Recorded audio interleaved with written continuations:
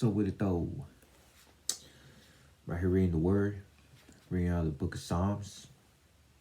And today I'm going to share out of Psalm 3. It's a Psalm of David when he fled from Absalom, his son. It's titled, Save Me, O My God. It says, O Lord, how many are my foes?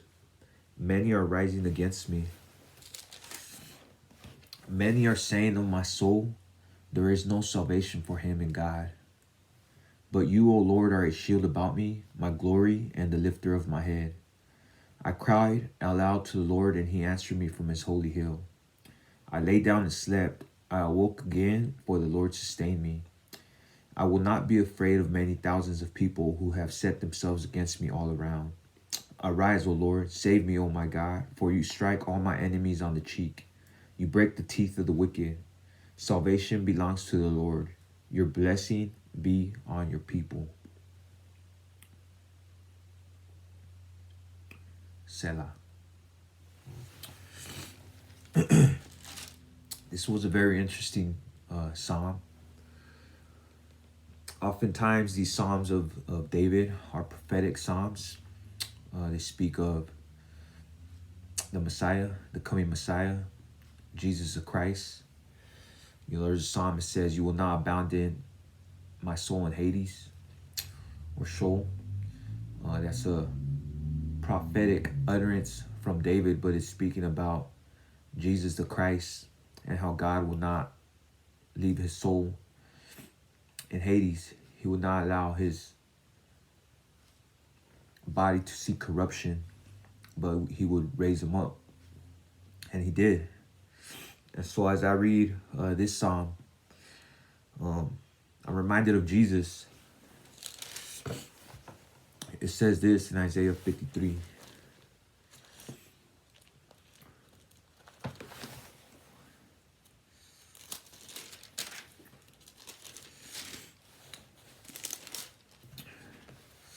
It says, who has believed what he has heard from us?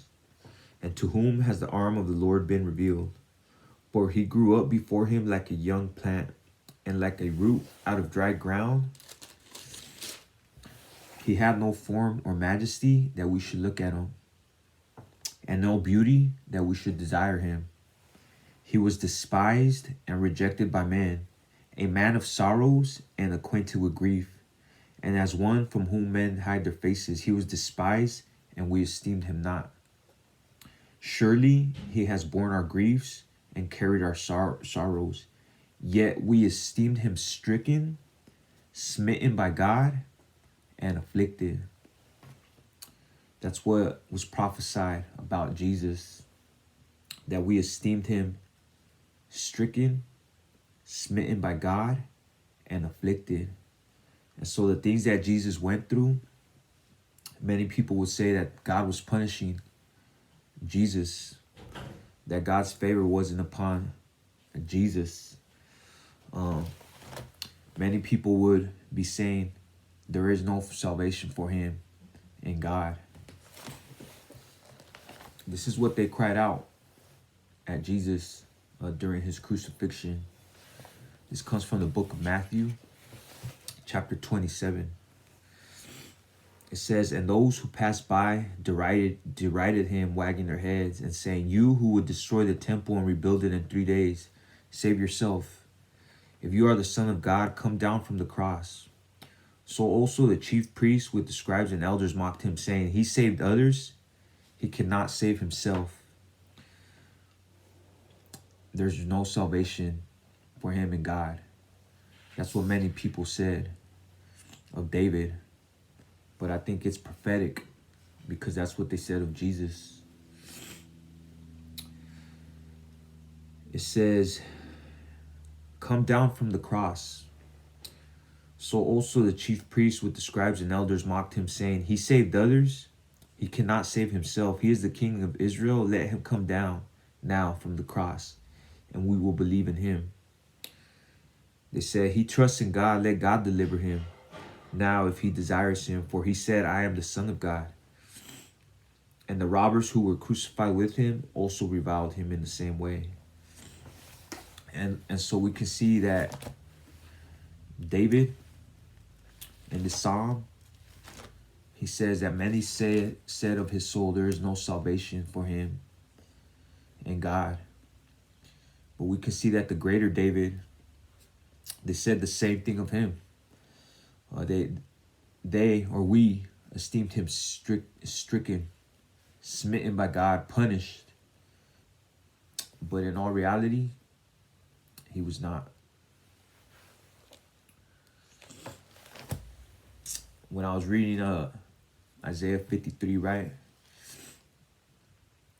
So it says that we esteemed him smitten and stricken by God. And in a sense, it's true.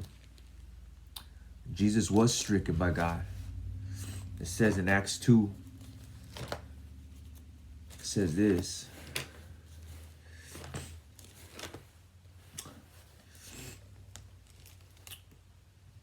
It says this during the preaching of Peter on the day of Pentecost, when God sent forth his spirit and it fell among many men. It says, "Men of Israel, hear these words. Jesus of Nazareth, a man attested to you by God with mighty works and wonders and signs that God did through him in your midst, as you yourself know. This Jesus, delivered up according to the definite plan and foreknowledge of God, you crucified and killed by the hands of lawless men." And so we esteemed him smitten and stricken by God. And part of it is true. He was stricken by God. Jesus said, "Nobody takes my life from me. I lay it down voluntarily."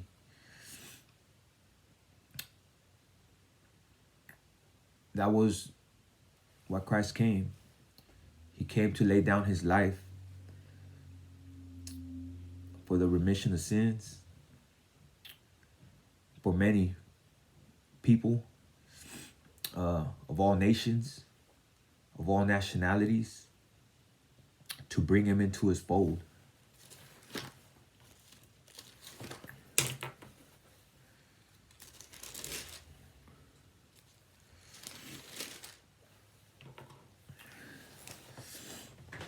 It says, "What then shall we say to these things?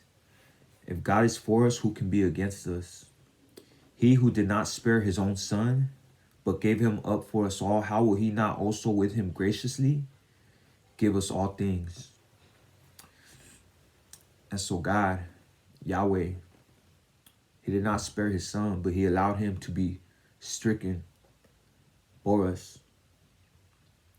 How will he not also with him graciously give us all things? Amen.